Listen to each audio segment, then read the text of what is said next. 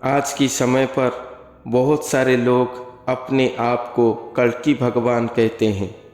तो उनमें से कौन ओरिजिनल है, उन्हें पहचानने की एक प्रधान लक्षण आज हम इसी एपिसोड पर वर्णन करेंगे। नमस्कार दोस्तों, आप सभी को मैं मेरे YouTube चैनल पर स्वागत करता हूं। मैं मेरे चैनल के माध्यम से आप सभी को कल्कि अवतार के बारे में सुना रहा हूं। जो बातें हमारे उड़िया भविष्यवाणी पुस्तकों पर कविता के छंद में लिखा गया है, मैं बस वही बातें आप सभी को सुना रहा हूँ। पूरे पुस्तक प्रमाण सहित आप सभी को सुना रहा हूँ। मैं मेरे चैनल के माध्यम से जो बातें कल्कि अवतार के बारे में सुना रहा हूँ, आप पहले से कभी भी नहीं सुने होंगे। इसीलिए मेरे वीडियो को लास्ट तक ज़रूर देखें, अपने मंतव्य कमेंट करके बताएं। अच्छा लगे तो लाइक शेयर करें और हमारे चैनल को सब्सक्राइब जरूर करें। दोस्तों, कल्कि अवतार एक ऐसे अवतार हैं जिनके आगमन की सूचना पहले से ही कलयुग के प्रारंभ पूर्व से ही हमारे भारतवर्ष के हिंदू धर्म शास्त्र पुराणों में सूचित किया गया है। और अब जब मात्र 5000 वर्ष ही समाप्त हुआ है, चारों ओर प्रचारित हो रहा है कि कल्कि अवतार धरती पर अवतरण कर चुके हैं। सारा विश्व की भविष्य वक्ता, हमारे भारतवर्ष की ज्योतिष गणना, भविष्य प्रवक्ता तथा हमारे उड़ीसा की माणिका शास्त्र गणना के अनुसार ये बात सच है। ये बात को जानकर बहुत सारे साधक हमारे उड़ीसा में हो या पूरे भारतवर्ष में हो, अपने आप को कल्कि अवतार होने की दावा कर रहे हैं। मगर कल्कि अवतार अगर धरती पर अवतरित हुए हैं, वो जरूर एक ही स्थान पर एक ही मनुष्य देही होकर विराजमान किए होंगे। अर्थात बाकी जितने भी कहते हैं कि मैं कल्कि अवतार हूँ, वो सब झूठा मक्कार है। तो हम साधारण लोग कैसे जाने कौन ओरिजिनल है और कौन डुप्लीकेट है? आज की वीडियो में मैं श्री कल्कि भगवान और वो नरदेही स्वरूप के बारे में हमारे उड़ीसा की भविष्यवाणी पुस्तक से एक ऐसे बात बताऊंगा जिसको सुनने के बाद आप साधारण मनुष्यगण अपने एरिया पर जो अपने आप को कल्कि भगवान कहते हैं, आप खुद ही जान पाएंगे कि कल्कि अवतार वो है या नहीं। हमारे उड़ीसा के प्रमुख भविष्यवाणी रचनाकार महापुरुष अच्युतानंद जी ने अपने भविष्यवाणी पर 100 से अधिक लक्षण बताया है कल्कि अवतार और वो महापुरुष के बारे में। मगर उनमें से एक प्रधान लक्षण आपको मैं बता रहा हूँ। वो लक्षण महापुरुष अच्युतानंद जी के अनादि संहिता पुस्तक पर पेज नंबर 33 पर लिखा गया है, जिसका उड़िया कविता पंक्ति को मैं पहले यहाँ उपस्थापन कर रहा हूँ। तुम्भरी जुगे कबिन रूप चेताई कहिलुटी बाप, तुम्भरी जुगे कबिन रूप चेताई कहिलुटी बाप, भक्त को करी दियो चेता रची कल्कि रे रख पुथा।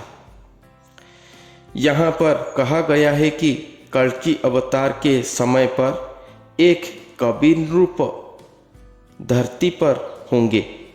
कबिन रूप अर्थात शायद उनका सांज्ञा या उनका सरनेम कवि होगा। ये हो या ना हो, वो जरूर ही एक कवि अर्थात एक पोएट होंगे। वो कबिन रूप हैं, रूप अर्थात राजा। कवियों के बीच या पोएट के बीच वो एक राजा की तरह होंगे, अर्थात उनका कवि भाव या कविता साहित्य की रचना संयोजना अति ही उच्च कोटिर शास्त्र सम्मत होगा। उनका कविता संयोजना मनुष्यकृत नहीं होगा, अर्थात शून्य निर्झरण प्रक्रिया पर वो कविता रचना करते होंगे। जैसे हमारे भारतवर्ष के महर्षिगण शास्त्रों की रचना कविता के छंद में करते थे, उसी तरह शून्य निर्झरण प्रक्रिया से वो कविता की रचना करते होंगे। जैसे पर्वत पहाड़ों की कई ऊंचाई से एक झरना सृष्टि होता है और वो नाना छंद में बहते हुए एक नदी में रूपांतरित होती है, नदी सागर से मिलती है, उसी तरह वो नाना छंदमय ब्रह्ममय ईश्वरीय कविता लिखते होंगे। मगर वो जन्म से युवक अवस्था तक एक साधा सीधा मनुष्य होकर रहे होंगे, अपने देवत्व परिचय के विषय पर अज्ञात होकर रहे होंगे। यहाँ कहा गया है कि वो कल्कि अवतार के समय मेरे जो अंश स्वरूप हैं वो एक कवि नृप हैं और वो अचेत अवस्था पर हैं। उन्हें चेतना युक्त करने के बाद उन्हें रचना करो और उन्हीं के अंदर कल्कि अवतार की ये महापोथा को रखो। ओडिया मालिका पुस्तकों के अनुसार उन्हें जब 26 वर्ष हुआ होगा तब आध्यात्मिक साधना पथ को वो आएंगे और वो 26 वर्ष साधना करने के बाद जब उन्हें 48 वर्ष हो रहा होगा तब वो स्वयं भगवान को अपने शरीर पर धारण करके मही पर विचरण करते होंगे, अर्थात एक पहाड़ी झरना से स्वयं श्री महासागरमय स्वयं भगवान को पाने तक पूरे 26 साल की सफ़र में वो जितने भी छंद में गति करे हों, जितने भी प्रेम की मधुर मिलन की दिव्यानुभव को अपने अंग में धारण किए हों, जितने भी अलौकिक महातत्वों से वो सुसज्जित हुए हों, जितने भी प्रेम रस मदिरा को आप्यान किए हों, श्री भगवान को पाने के लिए जिस जिस तत्वमय पथ से वो गति करे हों, वो सभी को वो अपने कागज कलम से खुद ही लिखे होंगे। कविता के छंद में जो कविता शून्य निर्झरणी प्रक्रिया पर ही निर्गत हुआ होगा, उनको कलम कागज से लिखे होंगे और वो उसे प्रचारित न किए हुए अपने पास ही रखे होंगे। आप सभी के मन में प्रश्न सृष्टि होता होगा कि क्या सच में उन्हें जो भगवान हैं वो अवतरित होने के लिए 26 वर्ष लेंगे? अपने अंश स्वरूप को इतना वर्ष इंतजार करना पड़ेगा, इतना वर्ष साधनारत होना पड़ेगा? ये प्रश्न अनिवार्य है, मगर ये सच है। इस कलियुग में स्वयं भगवान आएंगे, स्वयं ब्रह्मांडकर्ता सृष्टिकर्ता, जिनके बारे में चारों युग को पता नहीं था, जिनकी एक झलक दर्शन के लिए ब्रह्मा विष्णु महेश्वर हमेशा ध्यानरत रहते थे, जिनके बारे में वेद को अगोचर है, वो आएंगे। चारों युग पर श्री राम श्री कृष्ण जैसे अवतारी पुरुष इतना कष्टशील पथ पर जाने के बाद भी उन्हें धारण न कर सके, वो भगवान आएंगे। तो इसलिए उन्हें साधना करना पड़ेगा। एक झरना से सृष्टि होकर स्वयं श्री महासागर को मिलने के लिए तो समय लगता ही होगा।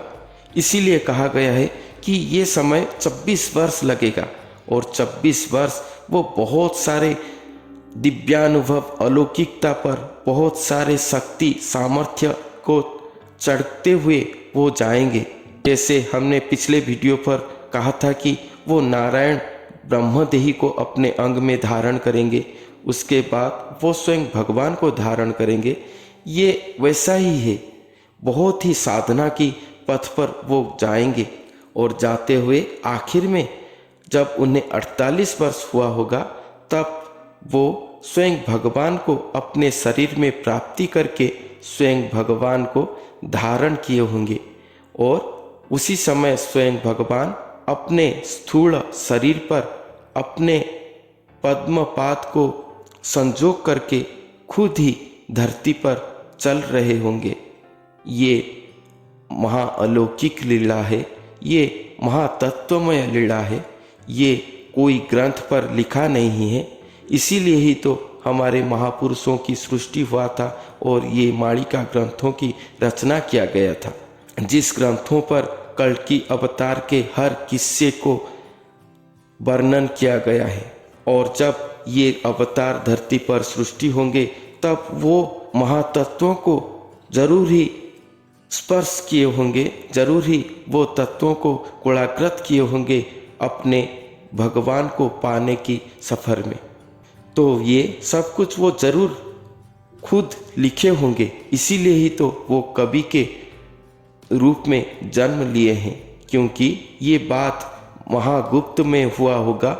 अगर ये महागुप्त में हुआ होगा, इस लीला को जानने के दूसरा व्यक्ति कहाँ पर है, दूसरा व्यक्ति इसे जानेंगे कैसे? इसीलिए वो खुद ही अपने हाथ पर, अपने कलम पर खुद ही लिखे होंगे उनका हर यात्रा को, उनका स्वयं भगवान को प्राप्ति की महातत्वों को वो खुद ही अपने हाथों से अपने कलम से खुद ही लिखे होंगे।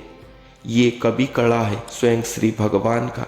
स्वयं भगवान के आशीर्वाद से बहुत सारे लोग सृष्टि हुए हैं, अनर्गल कविता के छंद में शास्त्र रचना किए हैं। तो उनका अंश स्वरूप जब आएंगे, कविता के छंद में लिखेंगे, तो वो कैसा मधुरमय होगा, कैसा महातत्वमय होगा, कितना सरल भाषा पर रचना किया गया होगा, ये हमें समझना होगा। तभी ही हम उनके पास जाकर ये तत्वों को देखकर हम उन्हें पहचान पाएंगे। यही ये कल्कि अवतार के अंश स्वरूप हैं, यही ही वो भक्त स्वरूप है, यही ही वो भगत स्वरूप है, यही ही अच्युत स्वरूप है, जिनको सारा जगत ढूंढ रहा है, जिनके इंतजार में सारा ब्रह्मांड ठहरा हुआ है कि कब वो आविर्भाव होंगे और कब इस धरती पर कलयुग की समाप्त होगा और सत्य युग की स्थापना होगा।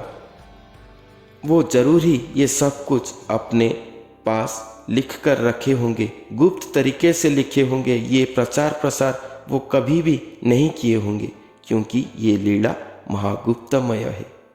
वो महापुरुष अपने शरीर में पाने के बाद जो होगा, महापुरुष अच्युतानंद जी ने अपने भविष्य मालिका पुस्तक पर लिखे हैं। संसारे भाव भगति कहिबाकु आपणार, तेणुकरी कवि रूपे नर देहे होंती अवतार। इसका अर्थ है, इस कलयुग के अंत में स्वयं सृष्टिकर्ता भगवान आएंगे, जिनके बारे में वेद नहीं जानता।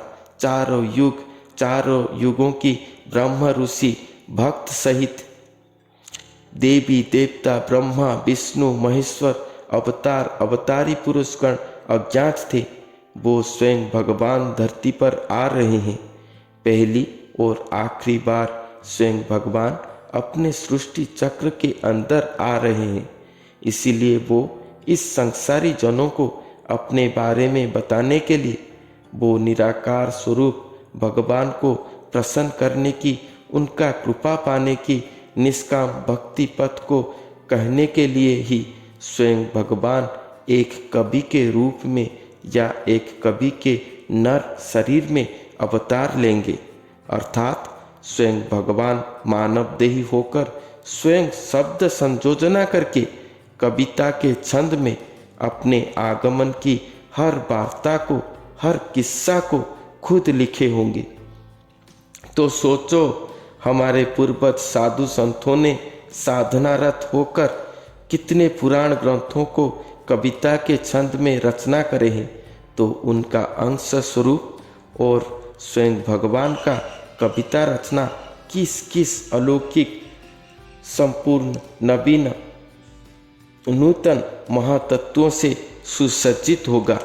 इसका अर्थ ये हुआ कि उनके अंश स्वरूप को जब 26 वर्ष हुआ होगा तब भी वो साधनारत होंगे। उस समय वो कबीन रूप होंगे, अर्थात साधना के पूर्व से ही उनके पास कविता की कला दिखाई दिया होगा और उनका कविता अति ही उच्च कोटि हुआ होगा। इसलिए उन्हें कवि नृप अर्थात सभी कवियों के बीच उन्हें राजा कहा जा रहा होगा।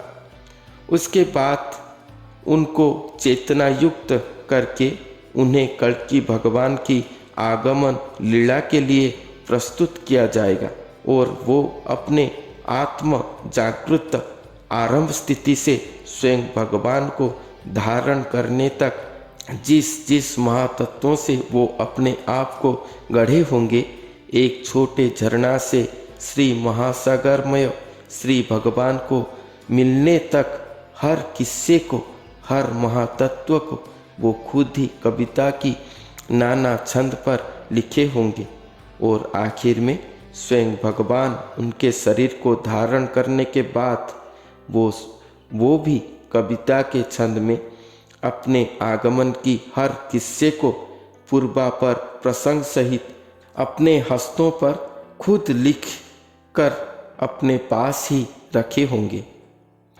ये कल्कि पोथा है, अर्थात कल्कि भगवान की आगमन की महागाथा की महातत्व है। 500-700 वर्ष पूर्व से ही हमारे उड़ीसा के भविष्य मालिका में वर्णित ये महातत्वों से जरूर ही सामंजस्य रहा होगा।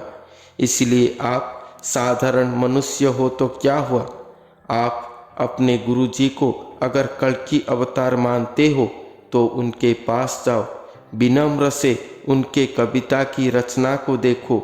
क्या वो एक सरल कवि की भांति, एक निर्झर झरना की भांति दीर्घ 26 वर्ष हुए स्वयं भगवान पाने तक, या एक झरना श्री महासागर से मिलने तक कि अपने पूरे यात्रा में बढ़ते हुए हर पावच को एक के बाद एक दिव्य छंदमय कविता के छंद में एक कवि के भांति वर्णन करे हैं। वो सभी रचना देव महर्षियों की रचना की तरह अति उच्च कोटिर तत्व संपन्न होगा, प्रेम निर्झरिणी की तरह होगा। श्री भगवान की अवतरण की महाप्रेममय महातत्व से ससंपूर्ण होगा।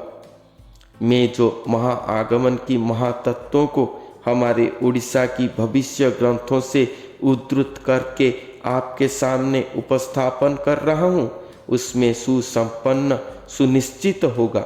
ये महातत्व का अवतार है, ये महागुप्त में संगठित हुआ होगा।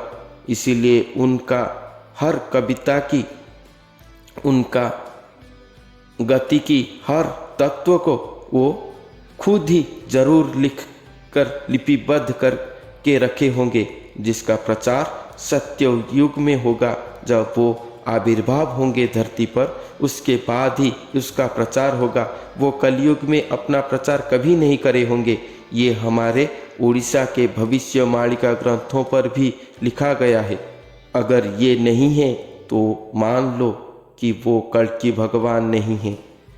इतने सारे वर्णन के पीछे एक ही सारांश आया कि स्वयं कल्कि अवतार एक कवि के रूप में धरती पर महावतरण करेंगे।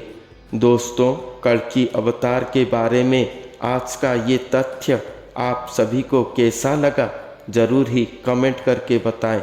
अच्छा लगे तो लाइक करें, लोक जागृति के लिए अधिक से अधिक शेयर करें और हमारे चैनल को सब्सक्राइब जरूर करें। आज के लिए इतना ही, धन्यवाद।